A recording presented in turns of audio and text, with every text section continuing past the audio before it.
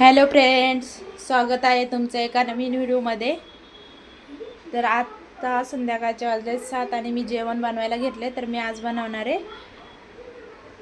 गावाकडची famous dish पाटवडी, म्हणजेच आपल्या इकडे गावाला बोलतात की थापटवडी, म्हणजे ती थापटून केली जाते म्हणून तिला थापटवडी बोलतात. तर चला मी तुम्हाला तिची रेसिपी दाखवते, आमच्या इकडे कशी बनवतात त्याची. तर चला आता सुरुवात करू आपण. मी याच्यामध्ये बनवणार आहे.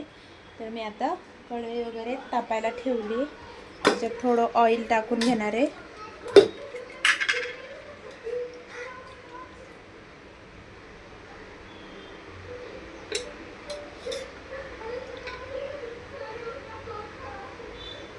आणि पाटवडी आणि तिचा रस्सा खायला खूप छान लागतं. तुमच्या इकडे कसं बनवतात ते पण मला सांगा.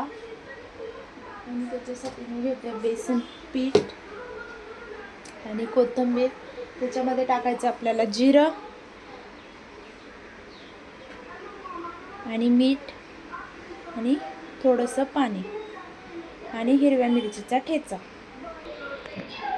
हे बघा, आपण मस्त त्याच्यामध्ये लसूण, हिरवी मिरची आणि जिरं आणि त्याच्यामध्ये थोडीशी कोथिंबीर पण टाकूया आपण आणि हे वाटून घेऊया.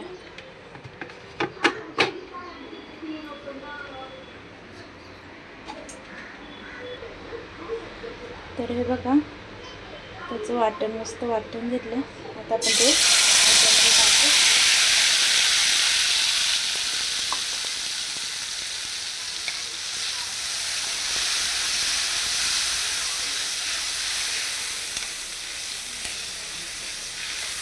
आणि कोथिंबीर लगेच नाही टाकायची, बेसन वगैरे सगळं टाकलं की मग नंतर कोथिंबीर टाकायची. आणि मी याच्यामध्ये पण वाटली, थोडंसं मीठ टाकूया. हे बघा, मीठ पण टाकलं.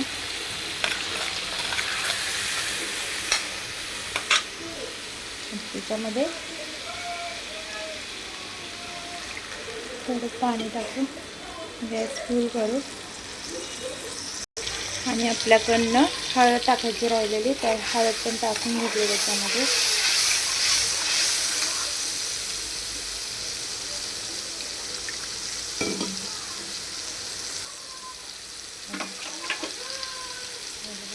पाणी पण सांडलं माझ्याकडनं.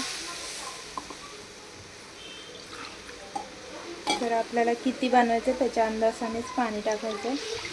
जास्त पाणी टाकलं तर बेसन पातळ होतं, मग त्याची वडी तयार होत नाही. मी एवढं पाणी टाकणार आहे.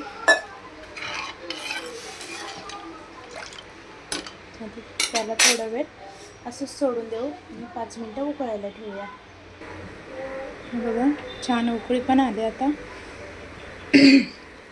आता त्याच्यामध्ये बेसन पीठ टाकून घेऊ आणि त्याला हलवत राहूया, कारण हलवलं नाही तर त्याच्या गाठी होतील, मग वड्या नीट बनणार नाही. तर चला, मी आता मस्त बेसन पीठ टाकते आणि मग तुम्हाला दाखवते. हे बघा, मी बेसन पीठ टाकून आणि याने मिक्स करून घेतलं. याने मिक्स केल्यामुळं याच्यामध्ये अजिबात गुठळ्या झाल्या नाही, एकदम सगळं मिक्स झालं. एक पण गुठळी दिसत नाही बघा, एकदम सगळं व्यवस्थित मिक्स झालं.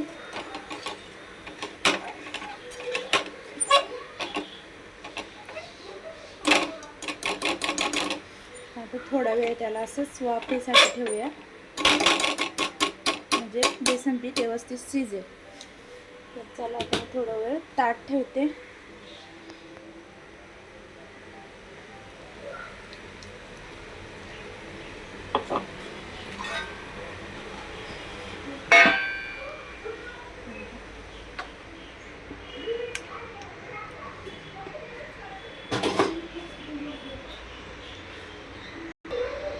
तर चला, आता झाकण काढून घेऊ आणि बघूया.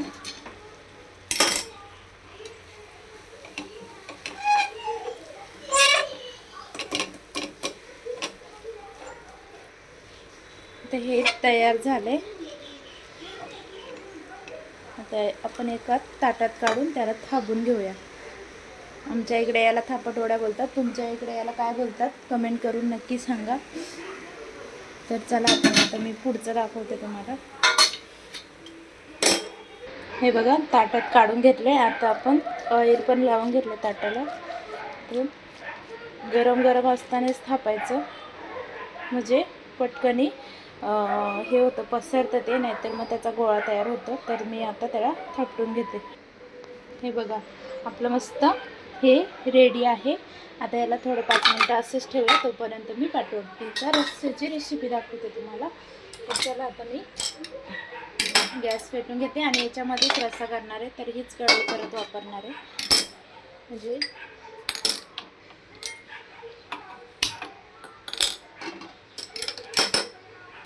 ऑइल टाकून घेतलं आहे. आता मी त्याच्यामध्ये मसाले ॲड करते आणि हा मसाला बनवला आहे वाटण.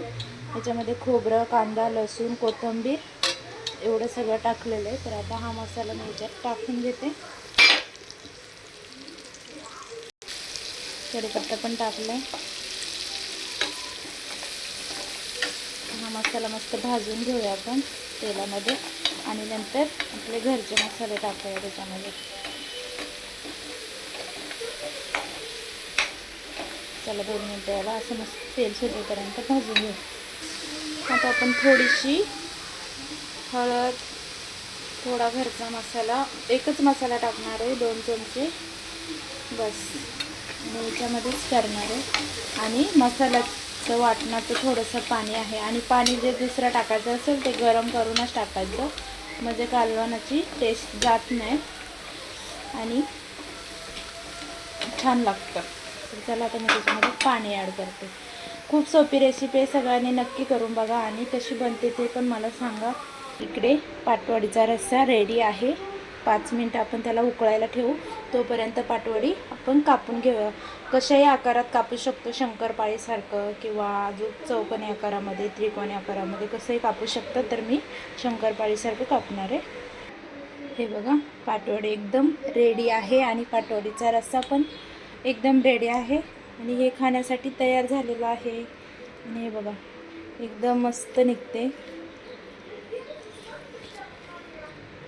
ते आपण डायरेक्ट भाजीमध्ये टाकू शकतो किंवा जेवताना पण भाजीमध्ये एका साईडला ताटामध्ये घेऊ शकतो.